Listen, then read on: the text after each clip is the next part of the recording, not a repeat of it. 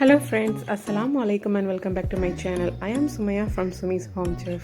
இன்னைக்கு நம்ம பார்க்க போகிறது முட்டையே சேர்க்காம எலக்ட்ரிக் பீட்டர் எதுவுமே யூஸ் பண்ணாமல் நார்மல் மிக்ஸி ஜார்லேயே சூப்பராக செய்ய போகிறோம். அது மட்டும் இல்லாமல் இதை நீங்கள் ஒரு ஏர்டைட் கண்டெய்னரில் வச்சு ரெஃப்ரிஜரேட் பண்ணிங்கன்னா 1 வீக் மேலேயும் வச்சு யூஸ் பண்ணிக்கலாம். ஓகே ஃப்ரெண்ட்ஸ், இப்போ நாம் இந்த எக்லெஸ் மயோனைஸ் எப்படி பண்ணுறதுன்னு பார்க்கலாம். முதல்ல ஒரு மிக்ஸி ஜார் எடுத்துக்கலாம். அந்த மிக்ஸி ஜாரில் 1/2 கப் அளவுக்கு நான் சன்ஃப்ளவர் ஆயில் சேர்க்குறேன். நீங்கள் நார்மல் எந்த ஆயில் வேணால் யூஸ் பண்ணிக்கலாம். அதில் ரொம்ப சில்லான பால், அதாவது நீங்கள் 2 மணி நேரமாச்சும் ஃப்ரிட்ஜில் வச்சுருக்கணும், திக்கான க்ரீமியான பால், அது வந்து 1/4 கப் அளவுக்கு. அப்புறமா 1/4 டீஸ்பூன் அளவுக்கு லைட்டாக க்ரஷ் பண்ண கடுகு, அப்புறமா 1/4 டீஸ்பூன் அளவுக்கு பெப்பர் பவுடர் சேர்க்குறேன். நீங்கள் ஹோல் பெப்பராக யூஸ் பண்ணுறதா இருந்தால் லைட்டாக க்ரஷ் பண்ணி போட்டுக்கோங்க.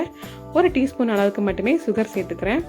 அண்ட் இதில் 1/2 டேபிள் ஸ்பூன் அளவுக்கு லெமன் ஜூஸ் சேர்த்து நாம் முதல்ல ஒரு வாட்டி அரைச்சி எடுத்துக்கலாம். ஒரு வாட்டி அரைச்சதுக்கு அப்புறமா இந்த மாதிரி இருக்கும். இப்போ இதில் 1/4 டீஸ்பூன் அளவுக்கு உப்பு மட்டும் சேர்த்து அகைன் நம்ம நல்லா அரைச்சி எடுத்துக்கலாம்.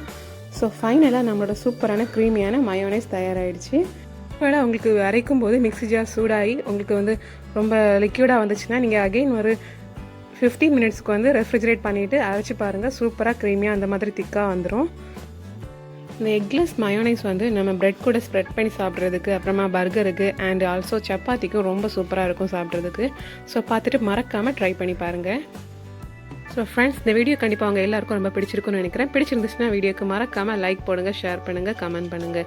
இன்னும் இன்ட்ரெஸ்டிங்கான ரெசிபிஸ் பார்க்குறதுக்கு என்னோட சேனலை மறக்காமல் சப்ஸ்கிரைப் பண்ணிக்கோங்க. இந்த நாள் இனிய நாளாக அமையட்டும். தேங்க்யூ ஸோ மச் ஃபார் வாட்சிங்.